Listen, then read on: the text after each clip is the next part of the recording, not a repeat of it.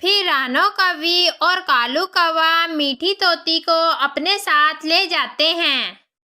कालू कौवा जंगल से कुछ दूर मीठी तोती को एक दरख्त के साथ बांध देता है। फिर रानो कौवी और कालू कौवा मीठी तोती को वहीं पर छोड़ देते हैं।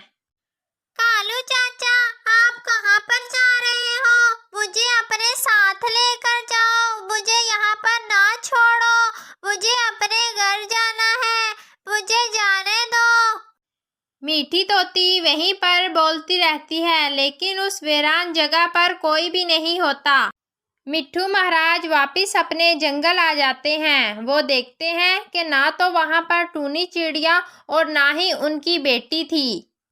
अरे टूनी चिड़िया पता नहीं कहाँ पर गई है। मैंने तो उसको अपनी बेटी की हिफाजत के लिए रखा था, तो वो मेरी बेटी के साथ कहाँ पर गई और मेरी बेटी किस हाल में होगी? अब मैं क्या करूँ? मुझे कुछ समझ में नहीं आ रहा, मुझे बहुत परेशानी हो रही है। फिर वहाँ पर रानो कौवी और कालू कौवा भी आ जाते हैं। मिट्ठू महाराज, आपको क्या हुआ है? आप इतनी परेशानी में क्यों लग रहे हो? अरे कालू कौवे, मैं तुम्हें क्या बताऊं, आज ही तो मैंने टूनी चिड़िया को अपनी बेटी की देखभाल के लिए रखा था। मैं किसी काम की वजह से दूसरे जंगल में गया हुआ था और वापसी आकर देखता हूँ कि ना तो यहाँ पर टूनी चिड़िया है और ना ही मेरी बेटी। अरे रानो कवि, तुम सारा सच टूनी चिड़िया का मिट्ठू महाराज को बता दो कि उस चालाक टूनी चिड़िया ने मिट्ठू महाराज की बेटी के साथ क्या किया है। अरे नहीं नहीं कालू जी, मेरे में तो बिल्कुल भी हिम्मत नहीं हो रही। आप ही सब कुछ बता दें, मैं तो नहीं बता सकती। अरे रानो कवि, मेरे में भी बिल्कुल भी हिम्मत नहीं हो रही, मैं नहीं बता सकता। अरे तुम क्या बोल रहे हो दोनों? आखिरकार उस टूनी चिड़िया ने क्या सलूक किया है मेरी बेटी के साथ? चलो अच्छा रानो कवि, मैं ही मिट्ठू महाराज को सब कुछ सच बता देता हूँ कि आखिरकार उस टूनी चिड़िया ने क्या किया है। मिट्ठू महाराज, हम दोनों ने देखा कि आपकी छोटी सी बेटी को टूनी चिड़िया ने उल्लुओं के हवाले कर दिया। उस उल्लू ने आपकी बेटी बस मैं और नहीं बोल सकता, मैं आपकी बेटी के बारे में और नहीं बता सकता हूँ। अरे कालू कौवे, और भी बताओ कि उस उल्लू ने मेरी बेटी के साथ क्या किया, मुझे और भी बताओ। मिट्ठू महाराज, आपकी बेटी को उसने मारा और फिर उसने खा लिया। अरे रानो कौवी, ये तुम क्या बोल रही हो? टूनी चिड़िया ने मेरे साथ बिल्कुल भी अच्छा सलूक नहीं किया। अब उस टूनी चिड़िया के साथ मैं बिल्कुल भी अच्छा नहीं करूँगा। मैंने तो उस पर बहुत ज्यादा यकीन किया था और उसने मेरे साथ क्या किया। फिर मिट्ठू महाराज जंगल के सारे परिंदों को जमा कर लेते हैं और उनसे बोलते हैं, सारे परिंदों, मेरी बात गौर से सुनो। आज ही तो मैंने टूनी चिड़िया को अपनी बेटी की हिफाजत के लिए रखा था और फिर मैं किसी काम से दूसरे जंगल की तरफ रवाना हो गया। जब मैंने वापसी आकर देखा, ना तो यहाँ पर मेरी बेटी और ना ही वो चालाक टूनी चिड़िया। फिर कालू कौवे और रानो कौवी ने मुझे बताया कि उस टूनी चिड़िया ने मेरी बेटी को उल्लुओं के हवाले कर दिया है। टूनी चिड़िया पर मैंने बहुत ज्यादा यकीन किया था और उस टूनी चिड़िया ने मेरा यकीन चकनाचूर कर दिया। अब मैं उस टूनी चिड़िया को नहीं छोड़ूंगा। जो कोई उस टूनी चिड़िया को ढूंढेगा, मैं उसको बहुत ज्यादा इनाम दूंगा और जब वो टूनी चिड़िया मिल जाएगी तो मैं उसको फांसी दे दूंगा। अब तुम सारे परिंदे रवाना हो जाओ और मुझे किसी भी हालत में वो टूनी चिड़िया ला कर दो।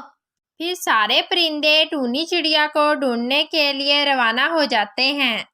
रानो, तुमने तो क्या तरकीब सोची थी? तुम्हारी तो तरकीब फर्स्ट क्लास जा रही है, तुम्हारी तो बात ही अलग है। अरे कालू जी, हर मर्तबा हमारी तरकीब फेल हो जाती थी। इस मर्तबा मैंने ऐसी तरकीब सोची है कि हम कभी भी पकड़े नहीं जाएंगे। रानो कवि जी, अब हमें पिंकी चिड़िया के पास भी तो जाना है। टूनी चिड़िया पिंकी चिड़िया के पास ही मौजूद होगी। टूनी चिड़िया को पकड़कर मिट्ठू महाराज के पास छोड़ देते हैं और फिर हमें बहुत बड़ा इनाम मिल जाएगा। हाँ जी कालू जी, फिर देर किस बात की, चलते हैं ना।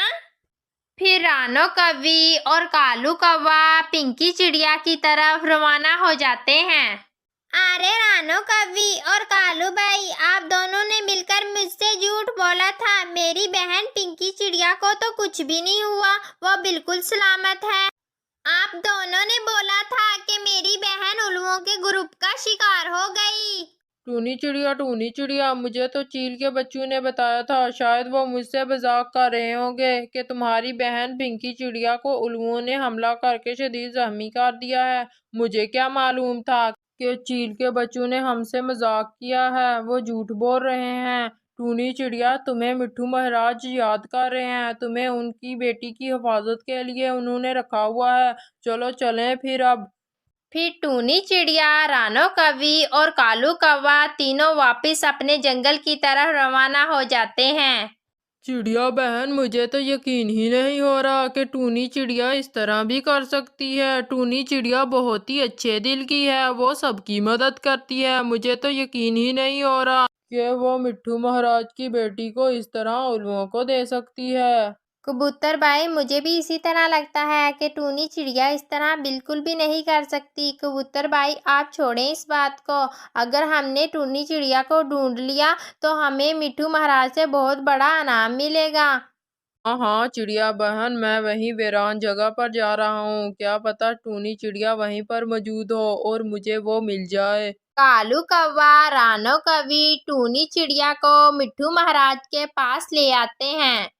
टूनी चिड़िया, मैं तुमको बिल्कुल भी माफी नहीं दूंगा। तुमने मेरे साथ बहुत ज्यादा गलत किया है। मैंने तुमको अपनी बेटी की हिफाजत के लिए रखा था और तुमने मेरी बेटी को उल्लुओं के हवाले कर दिया ताकि वो शिकार उनका बन जाए।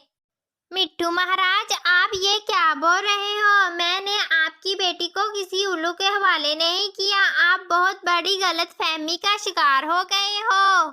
टूनी चिड़िया, मुझसे कोई भी गलती नहीं हुई। तुम सरासर झूठ बोल रही हो। मैं तुमको बिल्कुल भी नहीं छोड़ूंगा। मैं तुम्हें सजा देकर ही रहूंगा। टूनी चिड़िया, मेरी बेटी को तुमने मार डाला और तुम ही उसकी कातिल हो, इसलिए मैं तुम्हें सजा देकर ही रहूंगा। और तुम्हारी ये सजा है कि तुम्हें फांसी सिर्फ दी जाए।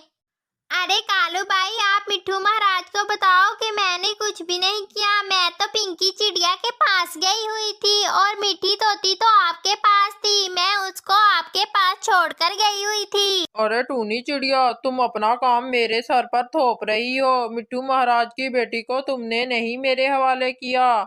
अरे टूनी चिड़िया, मुझे बहुत ज्यादा गुस्सा आ रहा है। मैं अब तुमको बिल्कुल भी नहीं छोड़ूंगा। मैं तुम्हें फांसी देकर ही चैन लूंगा। अरे ये तो रानो कवि और कालू भाई ने मुझे फंसा दिया। इन दोनों ने मुझसे झूठ बोला था कि पिंकी चिड़िया उल्लुओं का शिकार हो गई है। अब मैं कुछ कर भी नहीं सकती हूँ।